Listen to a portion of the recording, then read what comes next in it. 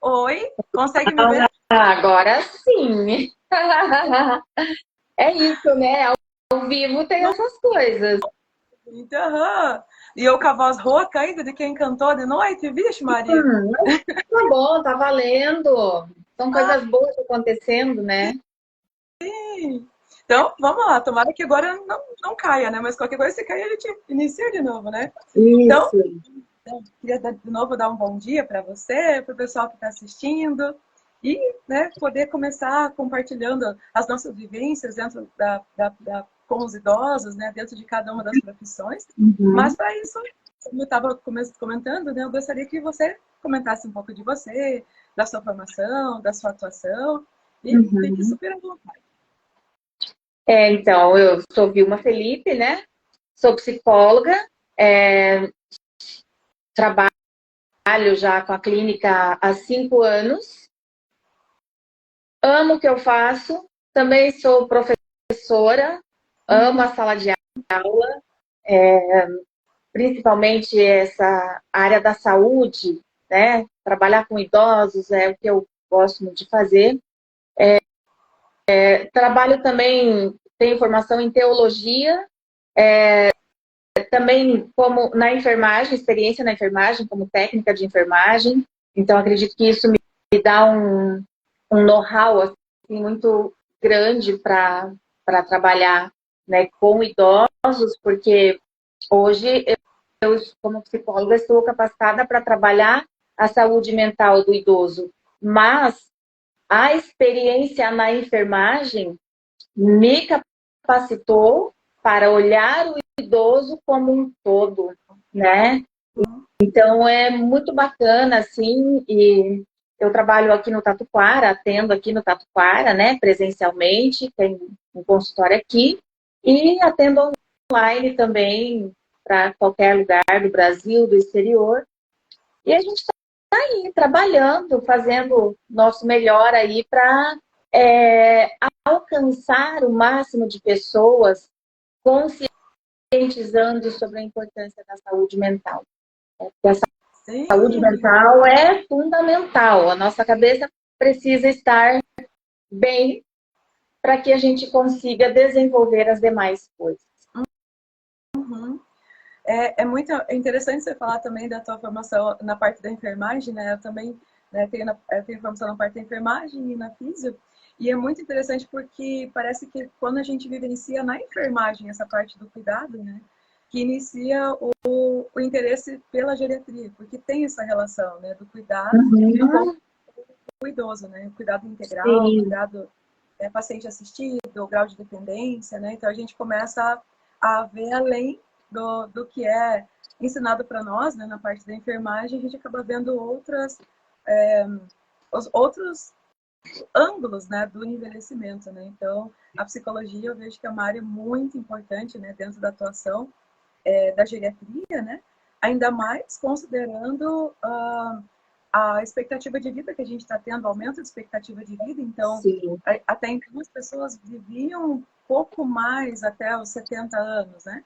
E hoje em dia a gente já ocupa o recorde, por exemplo, de pessoas centenárias, né? Exato. Então a pessoa que é o recorde de pessoas centenárias está aqui no Brasil, que é uma irmã Uhum. que acho que tem mais de 110 anos, se eu não me engano. Acho Então que ela é uma pessoa. 116, alguma coisa assim, né? Acho que é. Então, então o envelhecer precisa ser revisto, né? O conceito do envelhecimento. E para isso é extremamente importante, né, a participação e a atuação da psicologia, né? Com certeza. Como que você enxerga essa questão da participação da psicologia dentro do envelhecimento? É, sabe que a psicologia ainda enfrenta muitos preconceitos, né? Ainda existe muito preconceito e principalmente na população mais idosa, porque vem-se daquele tabu de que psicólogo é para louco. E não, né? Infelizmente ainda existe, a gente lida ainda com esse tabu, não só na população mais idosa, mas na população de maneira geral. Isso hoje está sendo sendo mais trabalhado, mais difundido, né, a questão da conscientização sobre a qualidade da saúde mental que nós temos. Né? Mas é fundamental, assim, a psicologia, esse apoio psicológico no envelhecimento. Por quê? Porque o envelhecimento, ele vem se apresentando diversas mudanças e muitas, às vezes, limitações na vida do idoso, né? Na vida dessa pessoa que está envelhecendo. Então, para aprender a lidar com esse nova fase da vida, precisa ter um acompanhamento psicológico. E não só o idoso, mas a família, o cuidador. Né? Por quê? Porque a família é quem está ali com esse idoso, com essa pessoa que está envelhecendo dia após dia ali no centro da sua família e não sabe muitas vezes lidar também com essas mudanças, né? E às vezes passa a ter algumas implicâncias por não entender aquele comportamento do idoso. E aí isso vai gerando conflitos, né? E muitas vezes acaba gerando sérios conflitos dentro da família. Né? E esse idoso, vendo isso, percebendo isso, né, acaba também trazendo para si e não fica bem emocionalmente, né? Por quê? Porque é difícil entender muitas vezes as limitações.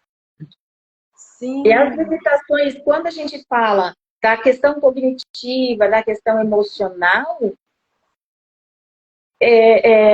por as pessoas não terem esse conhecimento, não conseguirem lidar com isso, parece que é uma coisa pessoal, né?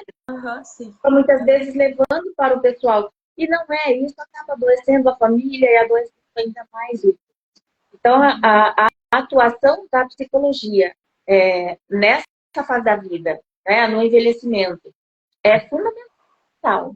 Fundamental. Acho que a psicologia, ela é fundamental, primordial em qualquer fase, né?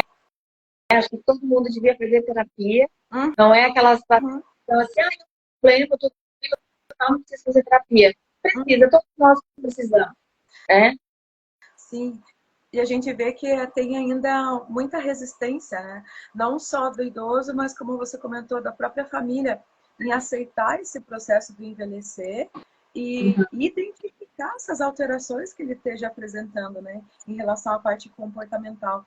Então, as famílias, elas muitas vezes acham que é birra do idoso, ele tá ficando ranzinzo, né? Um termo que o pessoal usa aqui. Tá ficando implicante, né? Tá ficando...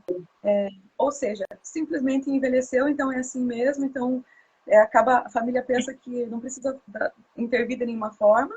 Então, o idoso começa a apresentar, né, as alterações de humor, a gente vê, né, que tem muitas alterações de quadro que estão dentro da depressão, né? Então, ele fica irritado, então tem muita questão da irritabilidade, né, nos idosos também, que também acaba fazendo parte da depressão. E aí, nessa questão da depressão, eu vejo também a importância de nós, como profissionais de saúde, atuarmos assim de forma multidisciplinar, né? Então, por exemplo, uma das causas, né, que o idoso acaba ficando depressivo é justamente a alteração de rotina, né? Porque ele começa primeiro a perder as limitações físicas. Então, ele já começa a entender que ele não vai conseguir mais fazer as coisas sem auxílio. Então, isso tudo já interfere, né? Já acaba tornando ele mais propenso a desenvolver a depressão também. Então, essa alteração da rotina, essa perda de funcionalidade, de estar dependendo cada vez mais da família, de um cuidador posteriormente, né? E também esse isolamento social que ele acaba tendo, né? Sim. Então, por perceber as próprias limitações físicas, o idoso ele começa a se isolar. Ele começa a se isolar aí não quer sair de casa, não quer se socializar. Só que aí também falta informação, né, para os familiares sobre tentar auxiliar esse idoso a se ressocializar, em vez de simplesmente, vou deixar ele porque ele tá chato, então eu não quero um incômodo.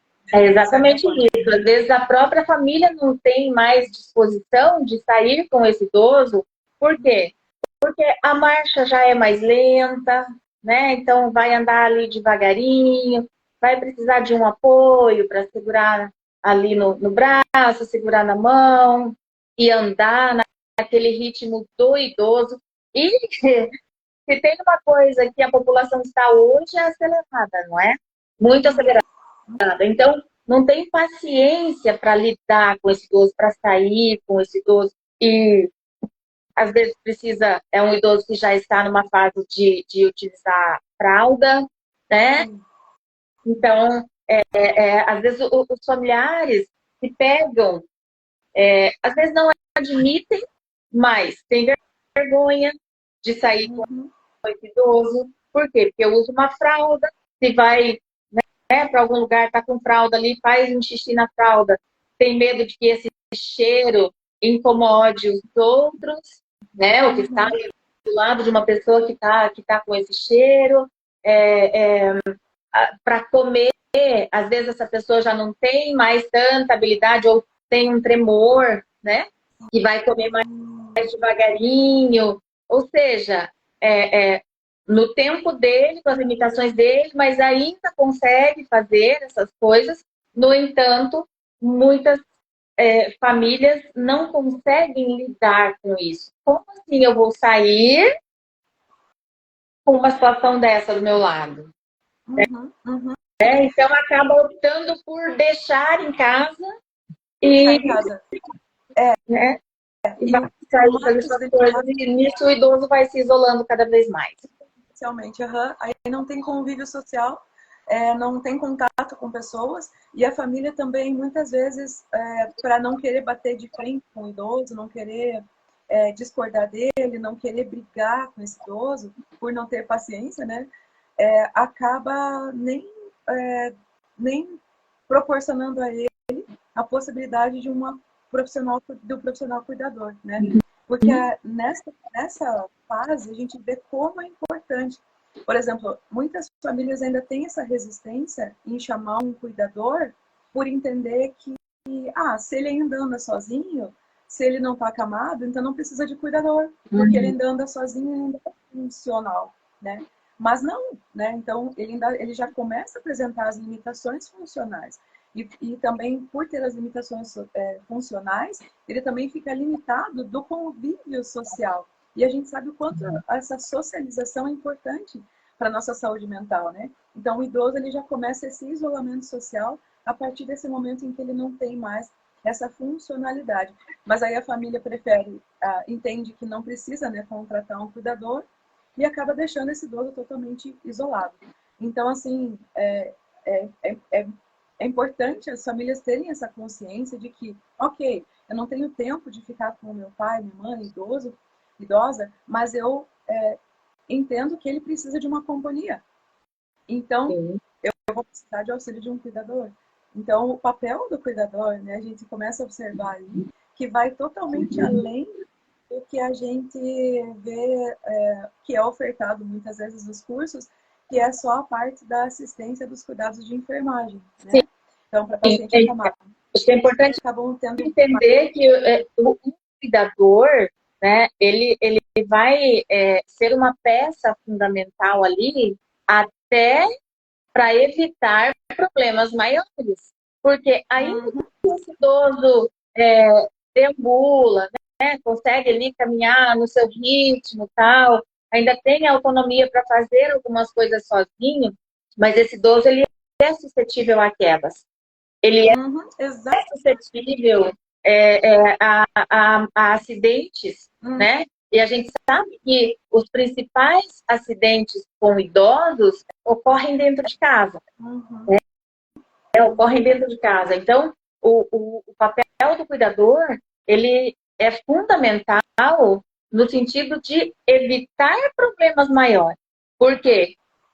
Uma vez que os acidentes com idosos ocorrem, na maioria das vezes, dentro de casa, também, por sua vez, uma fratura pode levar esse idoso a uma paralisação, né, dessa pouca atividade que ele ainda faz, levar ele a uma limitação muito maior, né?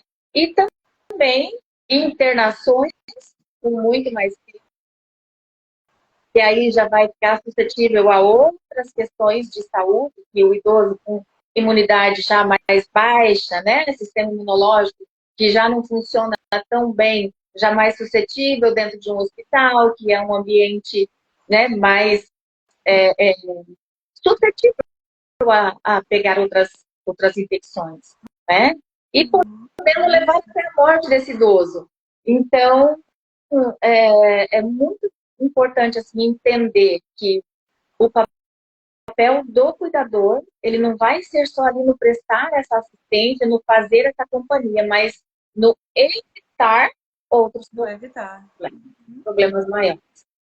E também aí também entra a depressão, né? Evitar a depressão, que a gente sabe que acaba sendo também uma das principais queixas, né, dos idosos. Tanto que lá os alunos, né, perguntaram para a gente várias vezes o que eu posso fazer com um paciente com muita depressão, qual que é o meu papel como cuidador com o paciente que está apresentando alterações de humor, o que eu posso fazer, né? Então, assim, como que o cuidador ele pode identificar no idoso alguns sinais da depressão? Quais são as primeiras características, né, que ele pode estar apresentando? Uhum. Os sinais da depressão, eles vão começar ali com a pessoa perdendo a graça, perdendo o prazer em atividades que ela gostava de fazer, né? Então, não tem uma atividade lá que a pessoa, você sabe, a pessoa sempre gostou e de repente ela olha assim e fala, não quero, não tem graça isso, né? Então ela começa a deixar de fazer algumas coisas que para ela gostava, era legal de fazer, ela se sentia bem fazendo, né? O isolamento social, esse é forte mesmo, né? Às vezes a pessoa não quer nem sair do quarto para sentar-se à mesa para comer com a família, ou não quer sair para a rua fazer uma caminhadinha quando ainda tem essa condição, né? Se deprecia, se autodeprecia, né? Tem aquele discurso assim, porque eu não sei o que eu estou fazendo aqui. Eu já cumpri, sabe? Tá bom. Agora eu estou sendo só um peso para os meus filhos. Nossa. Agora eu estou sendo um estorvo, né? Eu estou dando trabalho, sabe? Nossa, menina! É exatamente assim. Você me falando isso, eu tô lembrando de todos os pacientes que eu atendo na parte da reabilitação. Então, quando eu vou fazer reabilitação, principalmente as que moram sozinhas. Principalmente essas idosas que moram sozinhas e a filha, os filhos por questões de relacionamento não querem morar junto, mas também não contratam uma cuidadora, né? Não tem essa encontro da saúde mental. Você comentando, né, isso deles se verem como um peso para os filhos, isso deles irem cortando as atividades. Por exemplo, teve alguns idosos que, além da fisioterapia, eu tentava incluir dentro da rotina deles a musicoterapia. Então, tem um pessoal, colegas da musicoterapia, que eu acabava indicando, e uma delas até tinha comprado um tecladinho, e de repente não quis mais fazer. Então, faz todo sentido. De repente não quis mais fazer aula de música, começou a querer se desfazer de todas as coisinhas que ela tinha, começou a querer, ela fazia tricô, ela fazia artesanato, ela fazia tudo. Fazia pintura, fazia música. De repente ela começou a juntar as coisas e doar. Dela juntava, quando eu chegava na casa dela, estava cheio de sacolinha. Cada dia uma sacolinha diferente, com várias coisas. Fiz, então, você atende lá numa casa de idosos, né? Então leva lá para eles porque eu não quero mais. Então, assim, aquilo me realmente me cortava o coração, porque você quer ver o idoso cada vez mais ativo e não que ele vá cortando as atividades. Só que aí tem essa resistência muito grande dos familiares e entender esse processo, identificar que isso é uma depressão e procurar uma assistência. Ok, não tem uma boa relação com seu pai, contrata uma cuidadora, né? Então, Sim. falta... Nossa, essa situação que você comentou é muito real mesmo. Aí a gente vai perceber também alterações no apetite, né? A pessoa... Claro que com o envelhecimento já tem mudança na maneira desse idoso se alimentar, né? Mas dentro daquilo que é possível para o idoso se alimentar, ainda ocorrem alterações do apetite. Muitas vezes não quer comer, né? Ou não sente fome, alterações no sono. É outra coisa que também com o envelhecimento acontece, né? Faz aí, é mais presente, digamos assim, o demorar para pegar no sono, ou às vezes manter esse sono durante a noite, né? Mas aí a gente, em cima disso, ainda dá para perceber as alterações que ocorrem quando, como sinais de depressão. Que aí pode querer estar dormindo por mais tempo, né? Ficar na cama por mais tempo, não quer conversar, né? Então, são coisas aí para prestar atenção que pode estar indicando aí uma depressão e vale a pena, né, buscar assistência. Sim, sim. E, o cuidador, como que seria o papel dele em relação à atuação? Assim, como que ele pode auxiliar? Então, ele já identificou que o idoso tem depressão. Ou, às vezes, a família já apresentou esse cuidador, olha, ele faz tratamento para depressão também. Então, como que o cuidador pode auxiliar ele em relação à depressão? Esse cuidador, primeiramente, ele precisa estar bem. Esse cuidador precisa estar bem. As suas emoções precisam estar bem. Porque se esse cuidador não estiver bem, ele não vai conseguir cuidar, né? Quando a gente fala cuidar, a gente fala na sua totalidade, não só naquela situação ali de auxiliar no banho ou fazer o banho, auxiliar na alimentação, na medicação e fazer essa companhia, né? Então, esse cuidador, ele precisa estar com a sua saúde mental em dia. E aí eu abro um parênteses aqui, porque a gente sabe que muitos não estão, né? Porque tem já uma sobrecarga aí do próprio trabalho e da vida pessoal, que, enfim, são muitas situações.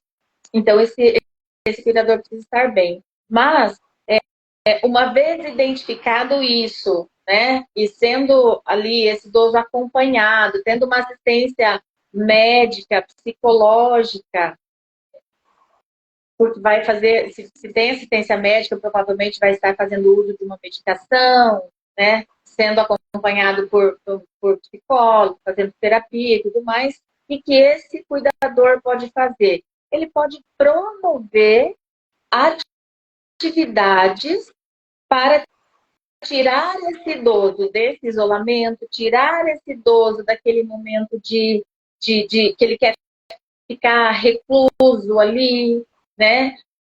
O idoso, ele vai resistir. Quando esse cuidador propõe assim, que o idoso ainda caminha, né?